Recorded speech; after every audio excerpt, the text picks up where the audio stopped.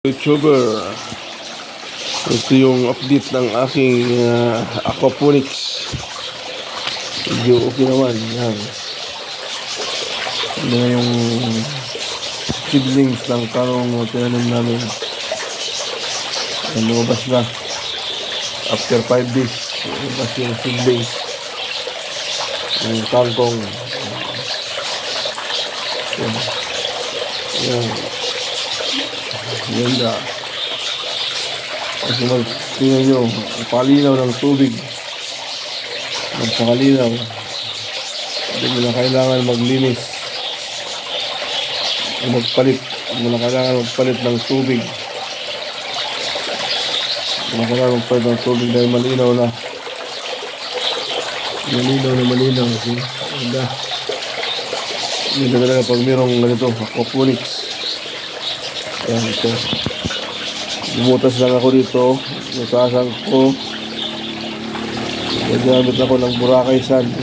Mapansin nyo, dyan yung dumi. Kumapit yung dumi. Mapansin nyo.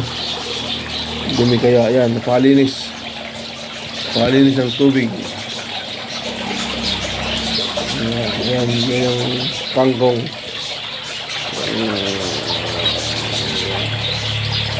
Ano ko sila? Lumaki na. Mas na. Ito nasira dahil sa aso. Aso namin nasira. Ito yung aso.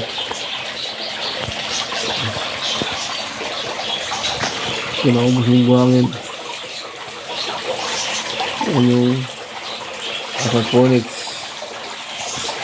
Hindi mo na kailangan maglinis ng tubig linggo-linggo. Tingnan natin ito isa. Andyan, mapapansin nyo, andyan yung dumi. Dumi ng tubig, kumapit. Kumapit yung dumi.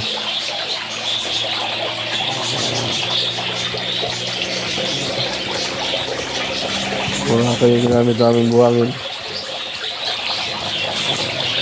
Ganda ng tubig. Masaya yung isda. Ang soy fish ay masaya.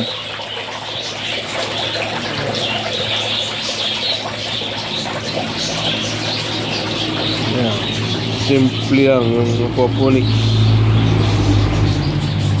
Ay ulam ka na. Pero actually ito ay gamitin namin pakain ng manok namin or ibon. Second lovebirds. So pakain namin ito. Second lovebirds. Thank you guys for watching.